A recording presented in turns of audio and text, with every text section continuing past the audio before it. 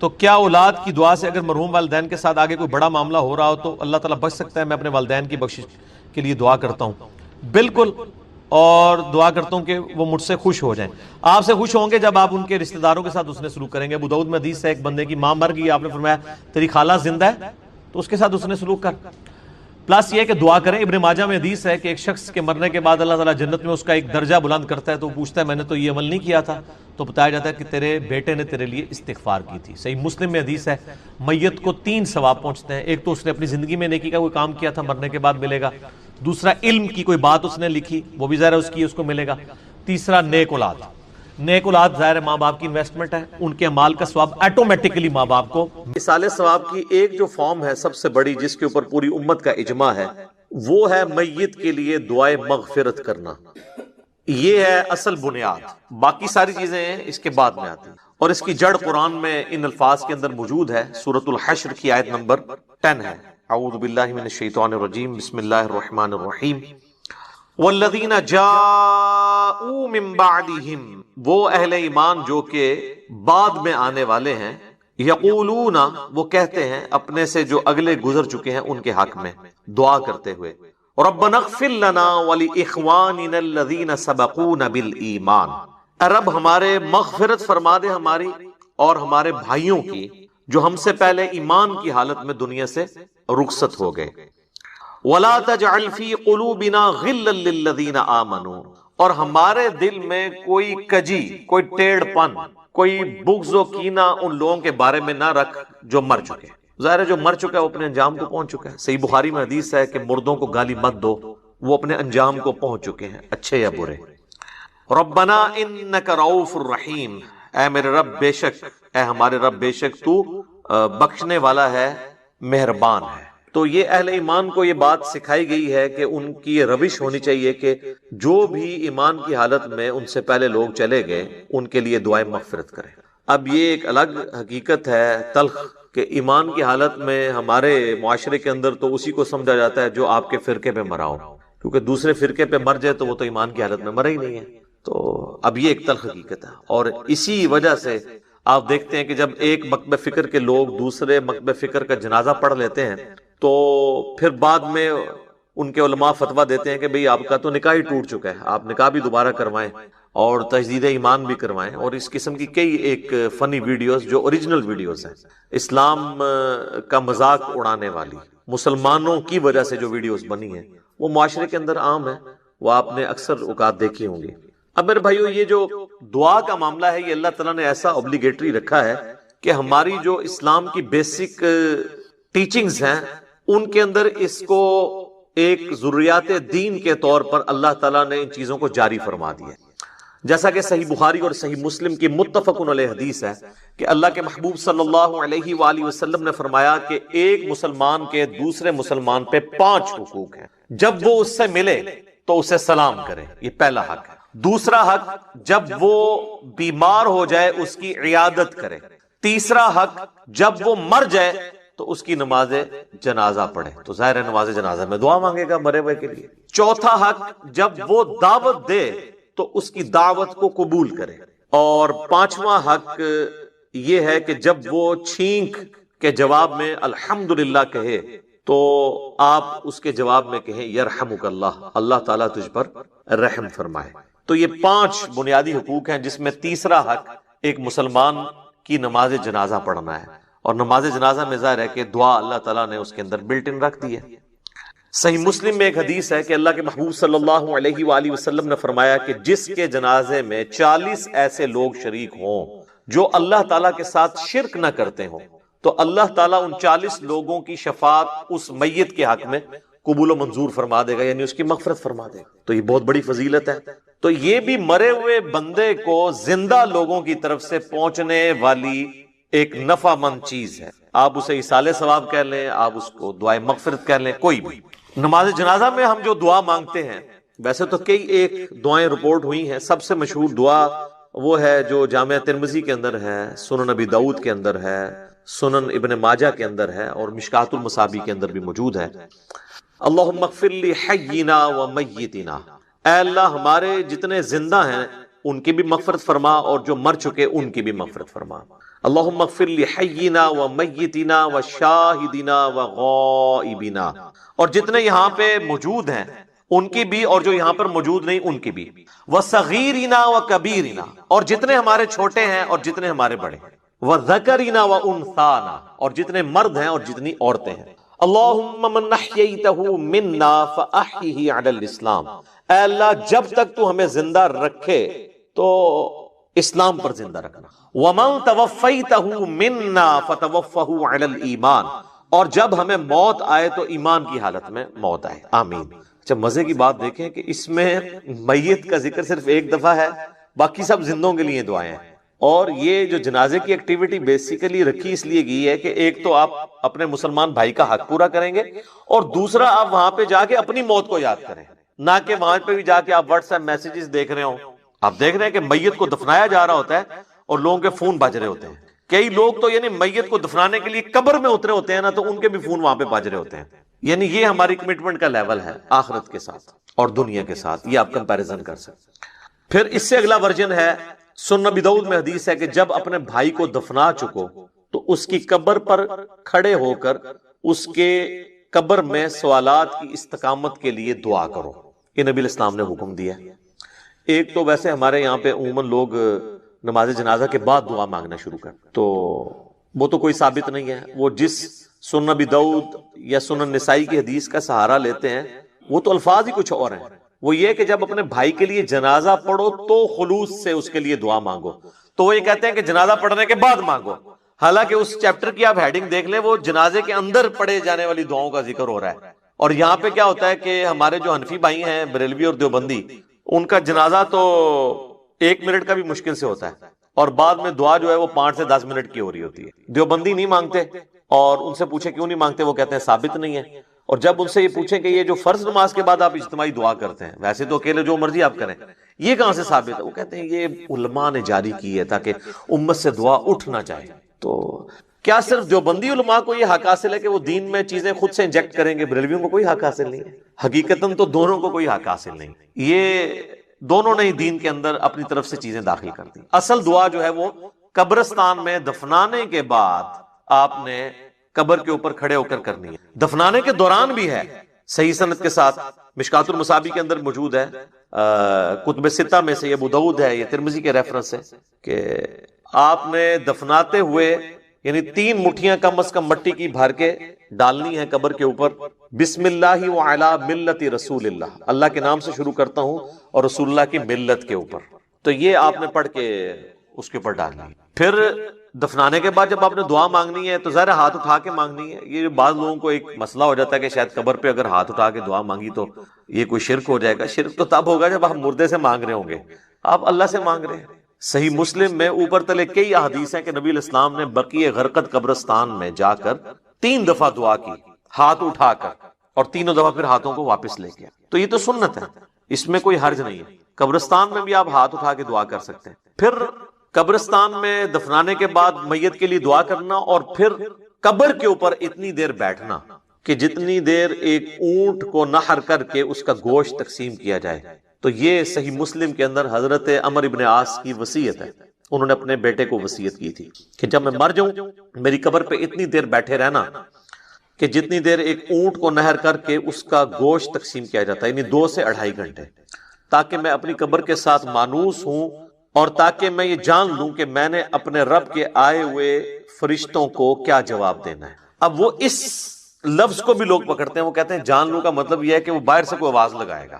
تو اگر آواز ہی لگانی ہوتی تو حضرت عمرو ابن عاص اپنے بیٹوں کو کہہ دیتے کہ تم نے جو ہے نا میری قبر پہ کھڑے ہو کے اذان دے دینی ہے تاکہ مجھے پتہ چل جائے۔ یہاں پہ لوگ دیتے ہیں نا اذان، پوچھے کہاں لکھی ہے، وہ کہتے ہیں منع کہاں ہے۔ تو اس اعتبار سے تو آپ دین میں جو مرضی داخل کر لیں۔ وہ تو میرے بھائی جنازے کی بھی اذان منع تو کہیں پہ نہیں ہے، ہم کیوں نہیں دیتے کہ نبی علیہ السلام نے نہیں دی۔ عیدین کی اذان نہیں ہوتی، منع تو کوئی نہیں ہے۔ وہ کہتے ہیں نہیں جی وہ بخاری مسلم میں حدیث ہے کہ نبی علیہ السلام عید کی اذان نہیں دیا کرتے تھے۔ سر یہ حدیث تو آپ کے کام کی نہیں ہے، آپ نے حدیث یہ دکھانی ہے کہ نبی علیہ السلام عید کی اذان سے منع فرمایا کرتے، نہیں دیا کرتے تو وہ آپ نہ بھی بتائیں، ہمیں پتہ ہے کہ نہیں دیا کرتے تھے، نہیں تو بہت سارے کام بھی نہیں کیا کرتے تھے۔ نبی علیہ السلام کی 3 بیٹیاں آپ کی مبارک زندگی میں فوت ہوئی ہیں، آپ نے ان کو اپنے ہاتھوں سے دفنایا، آپ نے کسی کا تیجا 40واں نہیں کیا۔ جب ہم پوچھتے ہیں کہ وہ کہتے ہیں جی وہ منع تو کوئی نہیں نہ کیا، ٹھیک ہے۔ تو منع والا معاملہ یہ ہے میرے بھائی کہ جو کام دین کے اندر نہیں نبی علیہ السلام نے تعلیم فرمایا وہ انڈرسٹوڈ منع ہی تصور کیا جائے. یہ ایک سینسٹیو ٹاپک ہے, میں اس کو اینڈ کے اوپر کنکلوڈ کروں گا, میں موضوع کو تلخ نہیں کرنا چاہتا اس طرف گفتگو لے جا کر. تو بہرحال آپ نے حضرت عمرو بن عاص کی جو صحیح مسلم کی حدیث ہے اس میں ان کی وصیت یہ ہے کہ آپ نے بیٹھنا ہے قبر پہ اتنی دیر, یعنی قبر کے ایگزیکٹ اوپر نہیں بیٹھنا, یعنی پاس بیٹھنا ہے, وہاں بیٹھ کے اللہ کا ذکر کریں, جو مرضی آپ کریں. تو اللہ تعالیٰ ذکر کی برکت سے مردے کے لیے, آپ کی دعاؤں کی برکت سے اس کے لیے آسانی پیدا کر دے گا. اور ظاہر ہے کہ یہ بھی اللہ کی مرضی ہے, زبردستی تو اللہ تعالیٰ کو کسی کی دعاؤں سے نہیں لگائی جا سکتی. والعیاذ باللہ تعالی. اللہم انی اعوذ بک من عذاب جہنم ومن عذاب القبر ومن فتنة المحیا والممات ومن شر فتنة المسیح الدجال. یہ دعا بخاری اور مسلم دونوں میں آئی ہے, اور نبی علیہ السلام حکم دیا کرتے تھے کہ نماز کے تشہد میں 4 چیزوں کے اگینسٹ اللہ تعالیٰ کی پناہ طلب کی جائے. اللہم انی اعوذ بک من عذاب جہنم ومن عذاب القبر ومن فتنة المحیا والممات من شر فتنة المسیح الدجال. اے اللہ میں جہنم کے عذاب سے تیری پناہ مانگتا ہوں, قبر کے عذاب سے تیری پناہ مانگتا ہوں, زندگی اور موت کے فتنے کے اگینسٹ تیری پناہ مانگتا ہوں, اور جھوٹے مسیح دجال مسیح کے فتنے سے تیری پناہ مانگتا ہوں. آمین. اچھا, دفنانے کے بعد اذان دینا بھی کوئی ثابت نہیں ہے, اور اس طریقے سے ہمارے دیوبند اور بریلوی حضرات جو ہے نا وہ میت کو دفنانے کے بعد نا سرہانے پہ کھڑے ہو کر نا سورۃ البقرہ کی شروع کی آیات تلاوت کرتے ہیں, اور پاؤں والی سائڈ پہ سورۃ البقرہ کی آخری آیات تلاوت کرتے ہیں. یہ روایت موجود ہے, لیکن یہ روایت جو ہے فیبریکیٹڈ روایت ہے. یہ روایت شعب الایمان امام بیہقی کی کتاب میں ہے, مشکات المصابیح کے اندر موجود ہے, لیکن اس کے اندر ایوب نام کا ایک متروک راوی ہے, یعنی جس سے حدیثیں لینا محدثین نے چھوڑ دی, ریجیکٹڈ پرسنالٹی. تو یہ یعنی مردود قسم کے راویوں سے روایت کی گئی روایت ہے, اس کی کوئی اصل نہیں ہے. اصل چیز وہی ہے جو میں نے بیان کر دی ابو داؤد سے, کہ آپ نے میت کے لیے دعا کرنی کہ اللہ تعالیٰ اسے قبر کے سوالات میں استقامت عطا فرما. اور قبر کے سوال جو ہیں وہ بخاری, مسلم, ابو داؤد, مسند احمد میں رپورٹ ہوئے ہیں. کچھ حصہ بخاری مسلم میں ہوا ہے, کچھ ابو داؤد میں, ترمذی میں, مسند احمد میں. پہلا سوال ہوگا مر ربو کا, تیرا رب کون ہے. دوسرا سوال ہوگا ما دینو کا, تیرا دین کیا ہے. تیسرا سوال ہوگا, ترمذی میں تو الفاظ ہیں من نبیو کا, تیرا نبی کون ہے.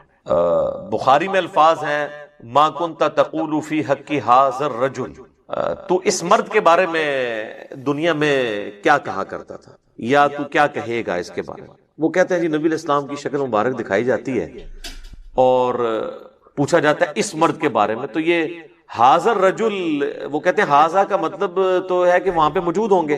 سر اگر حاضا کا مطلب وہاں پر موجود ہوں گے تو اس کے جواب میں یہ تو نہیں ہونا چاہیے ہوا محمد رسول اللہ, ہوا تو پھر جو ہے وہ تھرڈ پرسن کا صیغہ ہے, ہونا چاہیے حاضا محمد رسول اللہ. تو اس کا جو ایک طریق ہے مسند احمد اور سنن ابی داؤد میں, اس میں الفاظ ہیں اس مرد کے بارے میں تیرا کیا خیال ہے, الذی بعث فیکم, جس کو اللہ نے تم میں مبعوث کیا تھا نبی بنا کے.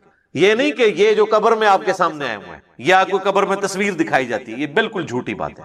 تو یہ 3 سوالات, اور ایک چوتھا سوال ہے جو میں نے ایکسپلور کیا تھا جس کی وجہ سے کافی ہنگامہ کھڑا ہوا کہ قبر میں 3 نہیں 4 سوال ہوں گے. وہ چوتھا سوال جو ہے وہ مؤمن کے لیے اور منافق کے لیے ڈیفرنٹ ہوتا ہے. وہ بخاری میں بھی ہے, سنن ابی داؤد کے اندر بھی. مؤمن جو ہے وہ تینوں سوالوں کے جواب دیتا ہے, تو فرشتے چوتھا سوال کرتے ہیں کہ تجھے کیسے پتا چلا, تو وہ کہتا ہے کہ میں نے اللہ کی کتاب پڑھی اور نبی علیہ السلام کے نبی ہونے کی تصدیق کی.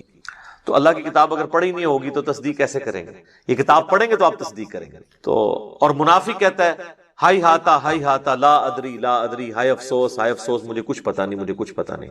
تو فرشتے اس کو کہتے ہیں کہ تو نے خود پڑھ کر سیکھنے کی سمجھنے کی کوشش کیوں نہیں کی, یا کسی ایسے شخص سے پڑھنے کی کوشش کیوں نہیں کی جسے ان چیزوں کا پتا تھا. دونوں معنی درست ہیں. تو جب تک آپ خود اللہ کو سیریس نہیں لیں گے آپ سچائی تک پہنچ نہیں سکتے. تو اس لیے میں نے کہا تھا قبر میں 3 نہیں 4 سوال ہونے, اور چوتھا سوال جو ہے وہ تمام سوالات کی جان ہے. اگر زندگی میں پتا چل جائے تو پہلے 3 سوالوں کا جواب کے لیے تیار ہونا آپ کے لیے آسان ہو جائے گا, ادروائز تو مشکل ہو جائے گا.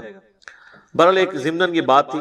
تو قبر پہ بھی آپ نے دعاؤں میں مردوں کو یاد رکھنا ہے. اس کے بعد عام حالت میں بھی آپ جب قبرستان جائیں گے تو آپ کو دعا سکھائی گئی ہے. صحیح مسلم میں الفاظ ہیں السلام علیکم اہل الدیار من المؤمنین والمسلمین وإنا ان شاء اللہ بکم للاحقون نسأل اللہ لنا ولکم العافیہ. تم پر سلامتی ہو اے مؤمنین اور مسلمین جو اس قبرستان کے اندر دفن ہو، خواہ مرد ہو یا عورت ہو. السلام علیکم اہل الدیار من المؤمنین والمسلمین وإنا ان شاء اللہ بکم للاحقون. اور اللہ نے چاہا تو ہم بھی انقریب تمہارے ساتھ آ کے ملنے والے ہیں، ظاہر ہم نے بھی مرنا ہے. اور پھر سات الفاظ ہیں کہ ہم تم سے تمہارے لیے اور اپنے لیے اللہ کے حضور عافیت کا سوال، نسأل اللہ لنا ولکم العافیہ، ہم اللہ سے سوال کرتے ہیں تمہارے لیے اور اپنے لیے عافیت کا. یہ دعا ہے. تھوڑے بہت الفاظ کے فرق کے ساتھ صحیح مسلم میں اور دعائیں بھی ہیں، بلکہ یہ سب سے آسان دعا، یاد رکھنی بھی آسان ہے. ایک دعا ہے جامع ترمذی کے اندر السلام علیکم یا اہل القبور، وہ روایت اصول محدثین پہ ضعیف ہے، اصل دعا یہی ہے. بلکہ صحیح مسلم میں ایک حدیث ہے، ہم عائشہ کہتی ہیں کہ نبی علیہ السلام ایک دفعہ میرے ساتھ بستر پہ لیٹے تھے، تو تھوڑی دیر بعد آپ نے یہ محسوس کیا کہ میں سو گئی ہوں، تو آپ علیہ السلام چپکے سے اپنے بستر سے نکلے اور بقیع غرقد مدینے کے قبرستان کی طرف چلے گئے. تو کہتی ہیں میں بھی نا جاسوسی کرنے کے لیے پیچھے کسی اور بیوی کے پاس نہ چلے گئے، میں بھی نکلی اور میں نے حضور علیہ السلام کو دیکھا کہ آپ بقیع قبرستان میں یوں ہاتھ اٹھا کے دعا کر رہے ہیں. 3 دفعہ آپ نے ہاتھ اٹھا کے دعا کی اور اپنے ہاتھوں کو واپس کیا. تو وہ کہتی ہیں میں جلدی جلدی بھاگتی بھی واپس آئی، آ کے بستر پہ لیٹ گئی، اور یہ یعنی میں نے ایکٹ کرنے کی کوشش کی کہ میں تو یہاں سے گئی نہیں تھی، لیکن سانس پھولا ہوا تھا، سانس تو نہیں کو روک سکتا.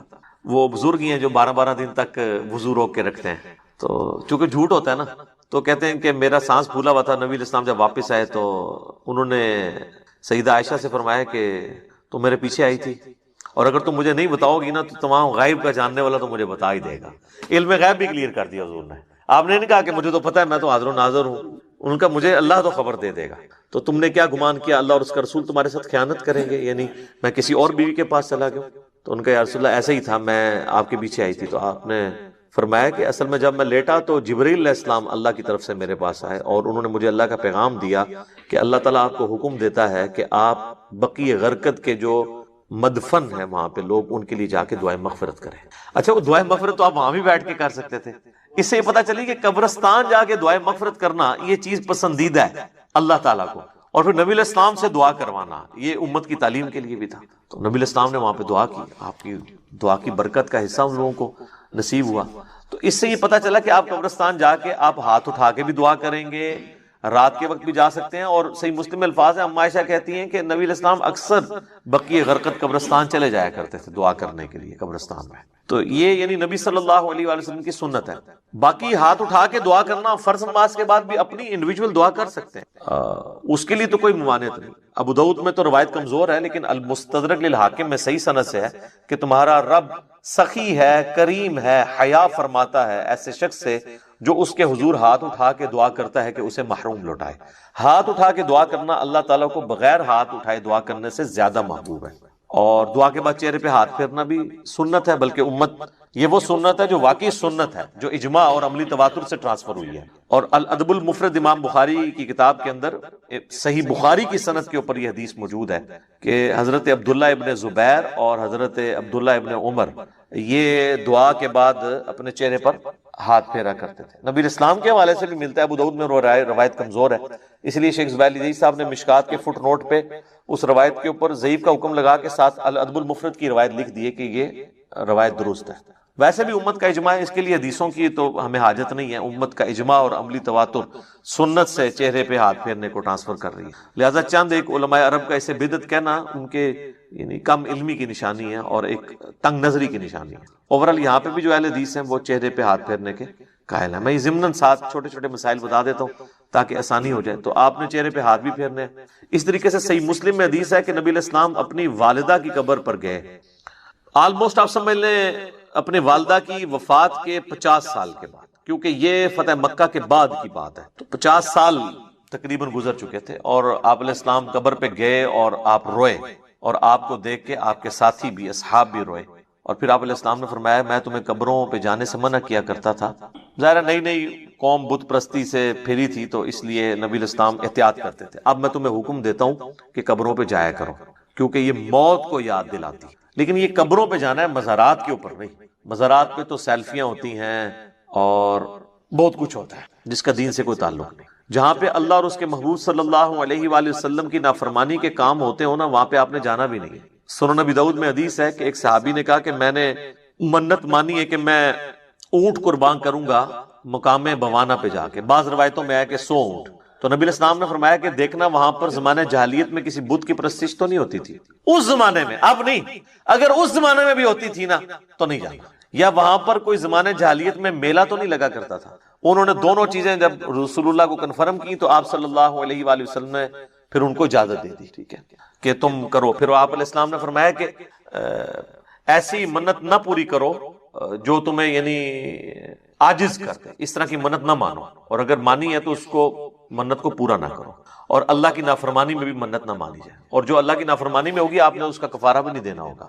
جیسے میرا بیٹا ہوا تو اس کی چٹکیاں فلاں دربار پہ جا کے منواؤں گا، تو اب یہ ساری منت اس کو توڑ بھی دیں، توڑنا واجب ہے اور کفارہ بھی نہیں. اگر کوئی صحیح کوئی منت مانی تھی تو آپ اس کا کفارہ ادا کریں گے. ویسے ہوتا کچھ نہیں ہے. بخاری مسلم میں حدیث ہے کہ منت ماننے سے کنجوس کا مال نکل جاتا ہے، یہ مصیبت کو نہیں ٹال سکتا. تو بہرحال یہ ہے کہ آپ نے منت کا پھر کفارہ وہی ہے جو بخاری مسلم میں آیا کہ منت توڑنے کا کفارہ وہی ہے جو قسم توڑنے کا کفارہ سورۃ المائدہ کی آیت نمبر 89 میں ہے کہ ایک غلام آزاد کریں یا 10 مساکین کو کھانا کھلائیں یا 10 مساکین کو کپڑے لے کر دیں، اور اگر کوئی غریب ہے تو 3 مسلسل روزے رکھ لیں. تو اس طرح کی پھر منتیں آپ نے پوری نہیں کرنی ہوگی. بہرحال نبی علیہ السلام نے اپنی والدہ کی قبر پہ جا کے یہ امت کو میسج دیا کہ آپ نے قبروں کو لاوارث نہیں چھوڑنا، قبروں پہ جانا ہے، قبروں پہ جا کے عبرت حاصل کرنی ہے، اور قبروں پہ جا کے ان قبر والوں سے نہیں مانگنا بلکہ ان کے لیے دعا کرنی ہے کہ اللہ تعالیٰ ان کی مغفرت کا کوئی سامان کرے، کیونکہ وہ ہماری دعاؤں کے محتاج ہیں جو قبرستان میں دفن ہے، کیونکہ وہ تو اب اپنے اعمال آگے نہیں بڑھا سکتے. تو جو ہم پیچھے بچ گئے ہیں ہماری ذمہ داری ہے ہم ان کے لیے جا کے دعائے مغفرت والا معاملہ کریں. اچھا، اسی طریقے سے صحیح بخاری اور صحیح مسلم دونوں میں حدیث ہے کہ نبی علیہ السلام کو ایک صحابی کی وفات کی خبر ملی تو نبی علیہ السلام نے دونوں ہاتھ یوں بلند کر کے، حتیٰ کہ صحابہ کہتے ہیں ہم نے آپ کے بغلوں کی سفیدی بھی دیکھی، کیونکہ آپ کا اکثر لباس تہمد اور اوپر چادر ہوتی تھی. اگر آپ نے کرتا نہ پہنا ہو اور صرف چادر اوپر لی ہوئی ہو اور یوں ہاتھ اٹھائیں تو بغلوں کی سفیدی ظاہر ہو جاتی ہے. تو آپ نے کہا اے اللہ ابو عامر کو بخش دے اور اسے کثیر مخلوق پر فضیلت عطا فرما. تو اس سے ثابت ہوا کہ مرے ہوئے شخص کے لیے ہاتھ اٹھا کے آپ دعا کر سکتے ہیں ان الفاظ کے ساتھ. اور ایک اور حدیث ہے صحیح مسلم کے اندر، ام سلمہ کہتی ہیں کہ جب میرے خامن فوت ہوئے ابو سلمہ تو نبی علیہ السلام ہمارے گھر تشریف لائے تو آپ صلی اللہ علیہ وآلہ وسلم نے ہمیں صبر کی تلقین کی، اور آپ علیہ السلام نے پھر ابو سلمہ کے لیے دعا کی کہ اے اللہ اسے بخش دے اور اسے اپنے ہدایت یافتہ لوگوں میں بلند درجہ عطا فرما، اور اے اللہ اس کے جو پیچھے لوگ بچ گئے ان پہ تو خلیفہ ہو جا، یعنی اس کی کمپنسیشن تو فرما دے، اور اے اللہ اس کی قبر کو نور سے تو بھر دے. یہ آپ صلی اللہ علیہ وآلہ وسلم نے ان کے لیے دعا کی، اور اس میں یہ بھی الفاظ ہیں کہ قبر کو گشادہ کر دے اور نور سے بھر دے. یہ تعزیت کی دعائیں ہیں جو آپ کر سکتے. باقی قبرستان جا کے آپ جنازہ اگر آپ کا رہ گیا تو آپ قبرستان جا کے قبر پہ کھڑے ہو کے بھی جنازہ پڑھ سکتے ہیں. بخاری مسلم دونوں میں حدیث ہے کہ ایک بوڑھی عورت جو مسجد نبوی کی صفائی کیا کرتی تھی جب وہ فوت ہو گئی تو صحابہ نے رسول اللہ کو نہیں بتایا اور راتوں رات جنازہ پڑھ کے دفنا دیا. کچھ دن کے بعد نبی علیہ السلام نے پوچھا کہ وہ عورت نظر نہیں آ رہی، تو بتایا گیا کہ وہ تو فوت ہو گئی ہے. تو حضور نے فرمایا کہ مجھے اس کی قبر پہ لے جاؤ. تو اب حضور علیہ السلام کو کسی صحابی نے یہ نہیں کہا کہ یا رسول اللہ آپ تو ہر مومن کی قبر میں جاتے ہیں تو 3 دن پہلے تو آپ تشریف لے گئے ہوں گے، آپ کو تو پتہ ہی ہوگا کہ یہ مر چکی ہے. اس زمانے میں یہ عقیدے نہیں ہوا کرتے تھے، نہ کسی کے دماغ میں ہوتا تھا. تو رسول اللہ صلی اللہ علیہ وسلم کو وہ قبر پہ لے گئے تو آپ علیہ السلام نے جا کے وہاں پہ قبرستان میں اس کی قبر پہ کھڑے ہو کر جنازہ پڑھا. یہ غائبانہ نماز جنازہ نہیں ہوتا کیونکہ اس میں تو قبر سامنے ہوتی ہے، اور اس کا طریقہ یہ ہوتا ہے کہ آپ نے قبر کی ایسی سائڈ پہ کھڑے ہونا ہے کہ آپ کا قبلہ کی طرف رخ ہو اور قبر آپ کے سامنے ہو. اور پھر آپ علیہ السلام نے واپسی پر فرمایا، مسلم شریف میں ڈیٹیل ہے، اس میں الفاظ ہیں کہ یہ قبریں اندھیروں میں ڈوبی ہوئی تھی، اللہ نے میرے جنازہ پڑھنے کی برکت سے انہیں نور سے بھر دیا. اب یہ سبحان اللہ تو آپ نے بول دیا ہے، لیکن اس کا جو ایک تلخ پہلو ہے کہ نبی کی دعا کی برکت سے کسی کافر کی قبر جو ہے نا وہ نور سے نہیں بھر سکتی، کیونکہ کافر کے بارے میں تو نص قطعی ہے قرآن کی. وہ تو سورہ توبہ میں آپ 70 دفعہ بھی دعا کریں ہم نہیں قبول کریں گے، منافقین کے لیے، کافروں کے لیے. تو یہ مسلمانوں کی قبریں تھیں نمبر 1. اور مسلمان ظاہر بریلوی دیوبندی اہل حدیث نہیں، اس زمانے کے مسلمان. میں صحابہ نہیں کہتا ورنہ آپ کہیں گے گستاخی ہو گئی ہے. آپ خود ہی پوچھ لیجیے گا پھر کون لوگ ہوں گے جو حضور کی زندگی میں فوت ہو چکے ہیں ایمان کی حالت میں.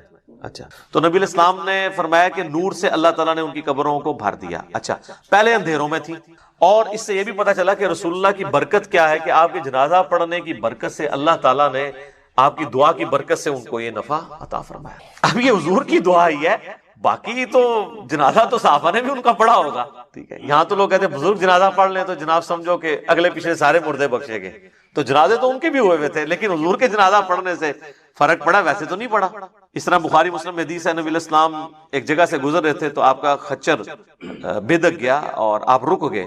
تو صحابہ نے پوچھا یا رسول اللہ کیوں رکے؟ آپ نے فرمایا ان دو قبر والوں کو عذاب ہو رہا ہے. کسی صحابی نے نہیں کہا کہ کشف القبور ہے، ہمارے جو گھوڑے کے قدموں سے خاک نکل کے جو ہمارے گھوڑے کے نتھرے میں بیٹھے گی، وقت کا بڑے سے بڑا غوث بھی اس مرتبے کو نہیں پہنچ سکتا. جب غوث قبروں کے اندر جھانک کے دیکھ لیتے ہیں تو یا رسول اللہ ہم بھی ابھی دیکھ لیتے ہیں. وہ تو حضور سے پوچھ رہے کہ یا رسول اللہ یہ کیا ہے، قبر کے اندر کیا ہو رہا ہے؟ سب کہانی ہے. غوث پر سارے فیل کرتے ہیں. میرا میکینیکل انجینئرنگ دا فارمولا کو غوث پڑھ کے نا ویکھ کے میں لکھ کے دینا، لکھ کے انہوں دیکھ کے پڑھ کے دس دے. کوئی زبانی نے بڑی دور دی گل ہے، اور میں صرف کہہ رہا ہوں پڑھ کے بتا دے، سمجھا تو مجھے پتا ہے کہ وہ سکتا ہی نہیں ہے جب تک اس نے انجینئرنگ نہیں کی ہوگی. اور ان کا تو دعویٰ ہے نا کہ اللہ کو تو انجینئرنگ آتی ہے نا جی، کہ اللہ ان کو سکھاتا ہے تو پھر سکھا دے اللہ ان کو. سب کہانیاں بنائی ہوئی انہوں نے. تو نبی علیہ السلام فرمایا کہ ایک پیشاب کے چھینٹوں سے نہیں بچتا تھا، دوسرا چغلی کھایا کرتا تھا. پھر آپ علیہ السلام نے ایک ٹہنی درخت کی توڑی، اس کے دو حصے کیے اور اسے لگا دیا دونوں قبروں پہ. آپ نے فرمایا جب تک یہ ہری رہیں گی نا ان کے عذاب میں تخفیف ہوگی. اب یہ حضور کے ہاتھوں کی برکت ہے. لوگوں نے پھر آگے ضرب تقسیمیں لگا دی کہ جی وہ ٹہنیاں جو ہے اللہ کا ذکر کریں گی اور ذکر کرنے کی برکت سے یہ ہوگا. اور سب ٹہنیاں لگانے سے کیا ہونا ہے؟ وہ رسول اللہ کے مبارک ہاتھوں کی برکت تھی. اور اسی کو پھر ایکسٹراپولیٹ کیا نا انہوں نے قبروں پہ جو پھول ڈالتے ہیں. تو پھر آپ پھول نہ ڈالیں، جو نبی علیہ السلام نے کیا وہی کام کریں. آپ ضرور ٹہنی لگائیں، اور یہاں پہ لوگ لگا بھی دیتے ہیں دفناتے وقت سرانے سائڈ کے اوپر. تو آپ سنت کے اوپر اسی سنت کے اوپر عمل کریں. تو آپ نے فرمایا ایک پیشاب کے چھینٹوں سے نہیں بچتا تھا اور ایک چغلی کھایا کرتا تھا. بظاہر ایک دیکھنے میں معمولی سے گناہ ہے، لیکن ان کا عذاب یہ یعنی ان کو دیکھنا پڑا. تو نبی صلی اللہ علیہ وآلہ وسلم کے اس عمل کی برکت سے ان تک یہ نفع پہنچا. تو یہ تو حضور کی برکات ہے. تو بعض لوگ یعنی نبی علیہ السلام کے قبرستان جنازہ پڑھنے سے غائبانہ نماز جنازہ کی طرف جاتے ہیں. غائبانہ نماز جنازہ یہ نہیں ہے. صحیح بخاری میں موجود ہے نبی علیہ السلام نے نجاشی کا نماز جنازہ غائبانہ پڑھا اور آپ کو اللہ تعالیٰ نے وحی کے ذریعے بتایا. تو آپ نے فرمایا کہ تمہارا بھائی جو ہے وہ نجاشی فوت ہو گیا، تو اس کے لیے 4 تکبیریں کہیں. تو امام بخاری نے اس پہ باب نہیں باندھا کہ غائبانہ نماز جنازہ کا جواز. امام بخاری کو پتا تھا یہ نجاشی کی خصوصیت ہے، کیونکہ نجاشی کی تو وہ حیثیت نہیں تھی جو رسول اللہ کے اور اصحاب کی تھی. حضور کے نزدیک سب سے لاڈلے صحابہ، جن میں ٹاپ آف دا لسٹ حضرت زید ابن حارثہ، جن کا نام قرآن میں ہے سورۃ الاحزاب میں. حضور کے منہ بولے بیٹے، اور وہ جنگ موتا میں شہید ہوئے. تو بخاری کے الفاظ ہیں، آپ مدینہ شریف میں رو رہے ہیں کہ میرے زید کو شہید کر دیا گیا، میرے جعفر کو شہید کر دیا گیا، عبداللہ بن رواحہ کو شہید کر دیا گیا. اور پھر مسلمان اللہ کی تلواروں میں سے ایک تلوار یعنی خالد بن ولید پر متفق ہوئے ہیں. تو وہ اپنی فوج بچا کے واپس لانے میں کامیاب ہو گئے رومن امپائر کے گئے.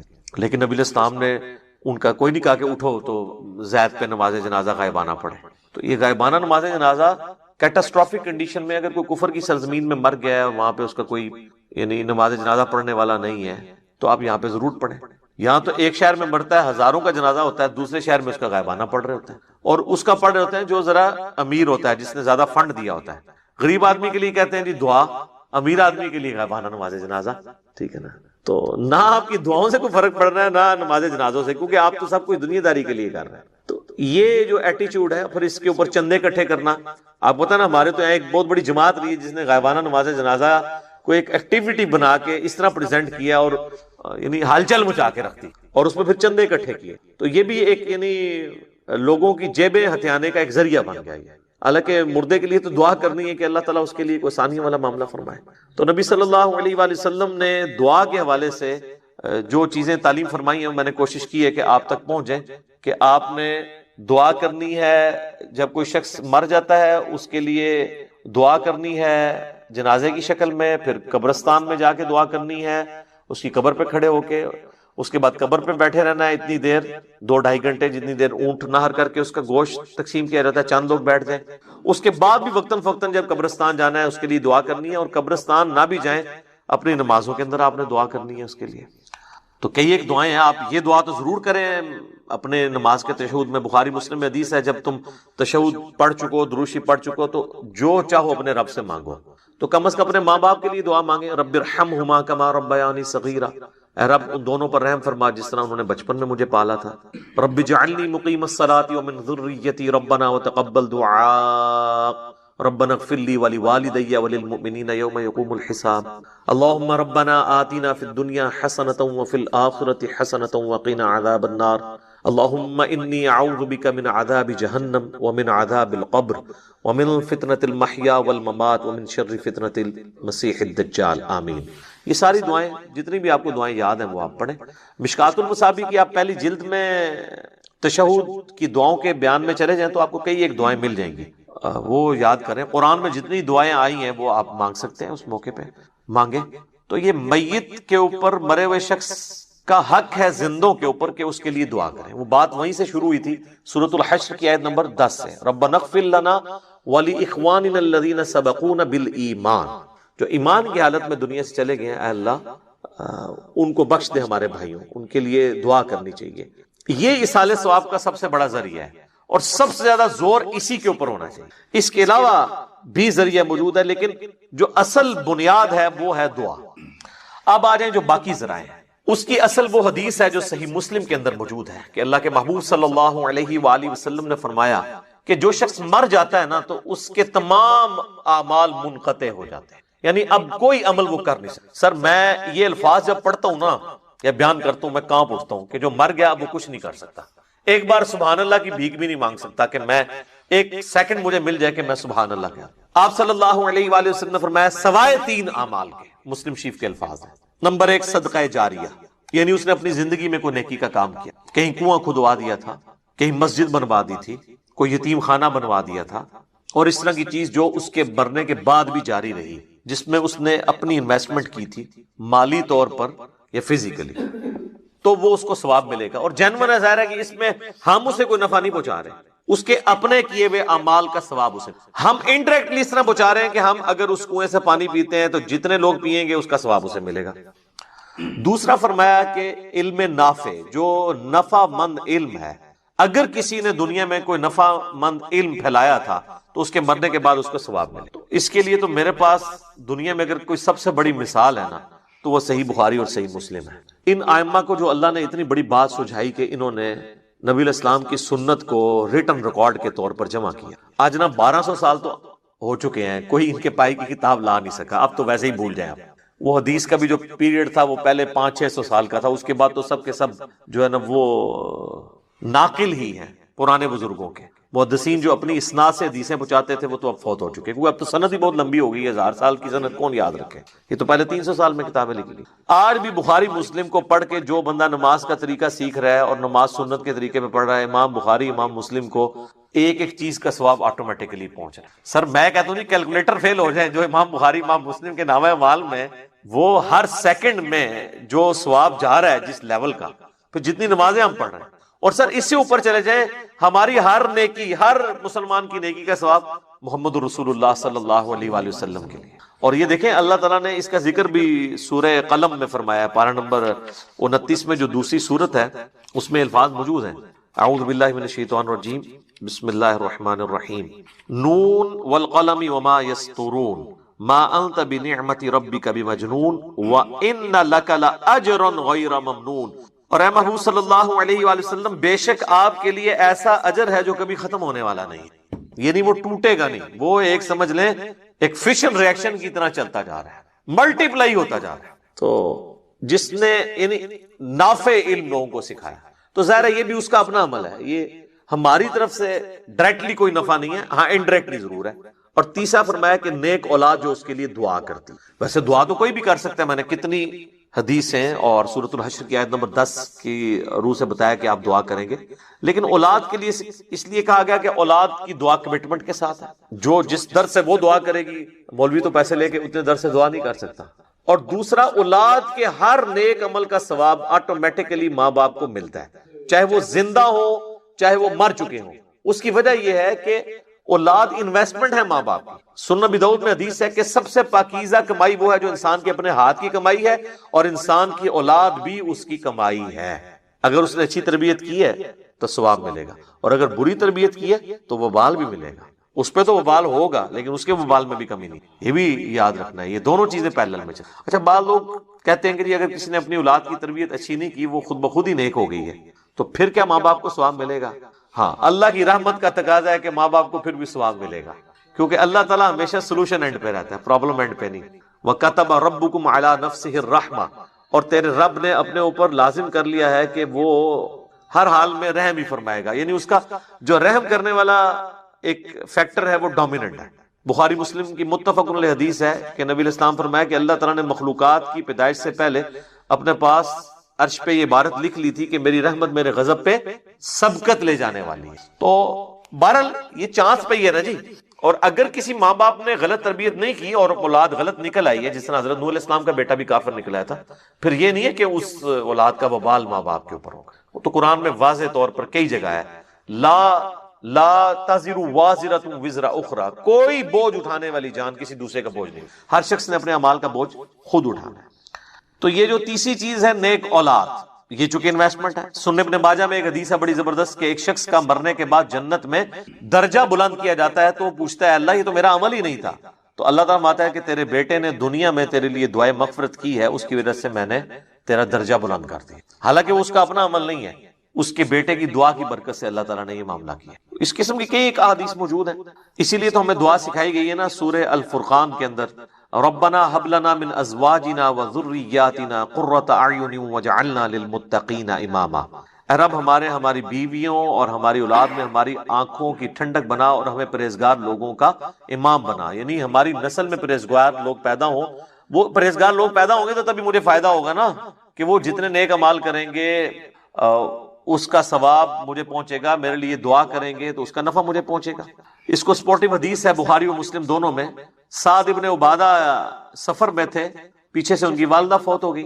نبی الاسلام کی خدمت میں حاضر ہوئے، کہا یا رسول اللہ میری ماں مر گئی اور مجھے امید ہے کہ اگر میں یہاں پہ ہوتا تو وہ صدقہ اور خیرات کرواتی مجھے کہہ کے، لیکن وہ بغیر وصیت کیے مری ہے.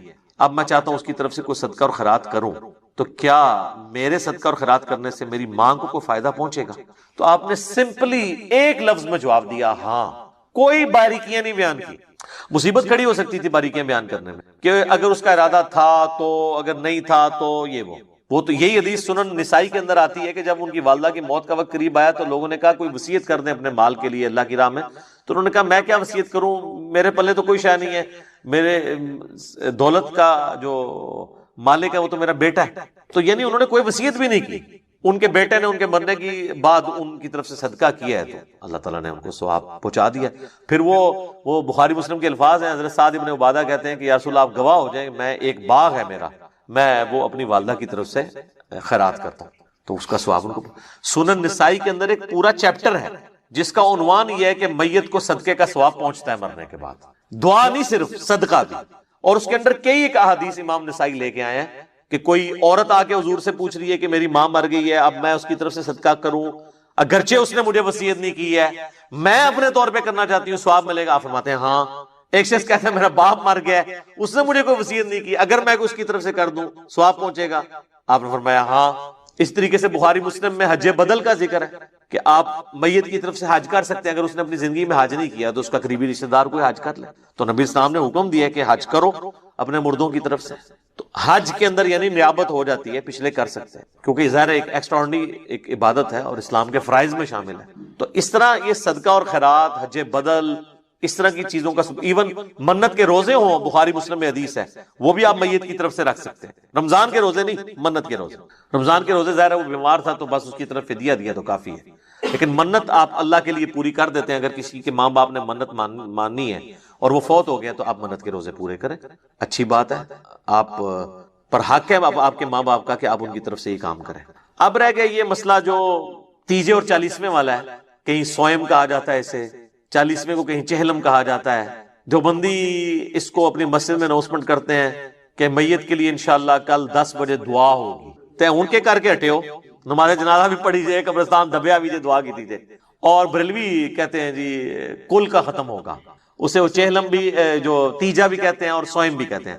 پہلے تو تیسرے دن سوئم ہوا کرتا تھا, نام آج بھی سوئم ہے لیکن ہوتا دوسرے دن ہے, وہ لوگوں کے پاس ٹائم نہیں ہے نا, لوگ رشتہ دار بھی دور دراز سے آئے ہوتے ہیں, وہ کہتے ہیں کام مکاؤ. تو بریلوی اس کو تیجا کہہ کے, سوئم کہہ کے, اور دیوبندی اور بعض اہل حدیث اسے دعا ہوگی کہہ کے کرتے ہیں. باقی اس کے اندر جو کچھ ہوتا ہے نا اللہ کے فضل سے وہ ایک جیسا ہی ہوتا ہے. کاپا پروگرام, کھان پین, قرآن خوانی اور گٹھلیاں اور وہ سارے کے سارے معاملات, اور حفاظ بلائے جاتے ہیں, مدرسے کے اسٹوڈنٹ بلائے جاتے ہیں, اور تلاوت نعت بھی ہوتی ہے, اور تھوڑا یعنی زیادہ ہوگا تو تھوڑا زیادہ نعتیں ہو جاتی ہیں. یہ ساری کی ساری ایکٹیویٹیز ہوتی ہیں. تو ان کا تو دین کے اندر کوئی لینا دینا نہیں ہے, یہ لوگوں نے خود ایجاد کر لی ہے. اس کے اوپر میں ڈیٹیل سے گفتگو کرتا ہوں, لیکن ابھی اذانیں شروع ہو چکی ہیں انشاءاللہ, اذان کے وقفے کے بعد انشاءاللہ. ہاں جی, اذان کے وقفے سے پہلے ہم ڈسکشن کر رہے تھے یہ تیجا, 40واں, 10واں, جمعراتیں, برسیاں, 11ویاں, 22 رجب کے کنڈے, محرم کی نیازیں, میلاد کی نیازیں, سب کی سب یعنی ایکٹیویٹیز خود سے دین میں داخل کی ہوئی ہیں, اور ان کو خود بھی پتا ہے. اب تو نوبت یہاں تک آ گئی ہے کہ ایون 40ویں کے کارڈ چھپتے ہیں, جس طرح آپ کی شادی کارڈ ہوتے ہیں, اخبارات کے اندر بڑے بڑے اشتہارات چھپتے ہیں. اچھا, یہ ہم کو مذاق اڑانے کے لیے نہیں کہہ رہے, اگر یہ سب کچھ جائز ہوتا نا اس کے لیے ساری ایکٹیویٹیز آپ کریں, جو بھی ماڈرن طریقہ اڈاپٹ کریں. مثلا اب کسی کا جنازہ ہے اور آپ نے اناؤنسمنٹ کرنی ہے تو ظاہر ہے کہ آپ فیس بک پہ لگائیں, واٹس ایپ گروپس میں شیئر کریں, تاکہ زیادہ سے زیادہ لوگ اس کے جنازے میں شامل ہوں. اخبار میں بھی دے دیں, کوئی حرج نہیں. یہ تو ایک دین کی بنیادی ایکٹیویٹیز ہے نا جنازہ پڑھنا. ہم ادر دین وہ باتیں کر رہے ہیں کہ نبی علیہ السلام کی مبارک 3 بیٹیاں جوان شادی شدہ آپ کی مبارک زندگی کے اندر فوت ہوئی, آپ نے کسی کا تیجا, 40واں, 10واں نہیں کیا, بلکہ آپ یہ جو لوگ کر رہے ہیں ان سے صرف سوال پوچھیں کہ نبی علیہ السلام نے اپنی کس بیٹی کا تیجا, 40واں, 10واں کیا, تو آگے اس کی جو شکل بنے گی نا اس سے آپ آئیڈیا لگا لیں کہ اس کے پلے کوئی شے نہیں ہے. وہ خود ہی کہے گا جی وہ تو کوئی اس طرح تو نبی علیہ السلام نے تو نہیں کیا. تو جو چیز نبی علیہ السلام نے تعلیم نہیں فرمائی وہ آپ نے خود سے دین کے اندر داخل کی ہوئی ہے, اور باقی لوگوں کو اتنا پابند کر دیا کہ جو نہیں کرواتا وہ کہتے ہیں دیکھو جی اس کا باپ مر گیا, اس کی ماں مر گئی, اس نے تو کچھ بھی نہیں کیا. اور پھر مدرسوں سے باقاعدہ, اب مجھے نہیں پتا کئی سال پہلے تک تو یہ جب ہم چھوٹے چھوٹے تھے اس وقت 300 روپیہ تقریباً ریٹ تھا, پھر بڑھتے بڑھتے اب تو شاید 1000 روپے تک پہنچ چکا ہو ریٹ ایک قرآن کا. اور مجھے تو لگتا ہے یہ 1000 روپے میں بھی سستا ہے قرآن اگر دیکھا جائے. ہو سکتا ہے 3 دفعہ سورہ اخلاص پڑھ کے ہی آپ کو دیتے ہوں ایک قرآن. تو یعنی قرآن اس لیے نازل ہوا تھا کہ آپ مردوں کو زبردستی اللہ سے بخشوائیں گے اس کے ذریعے. آپ کے پنجاب میں ایسی جگہ بھی ہیں جہاں پر 40 دن کے لیے خیمہ لگ جاتا ہے قبر کے اوپر, اور شفٹوں میں حافظ قرآن پڑھ رہے ہوتے ہیں.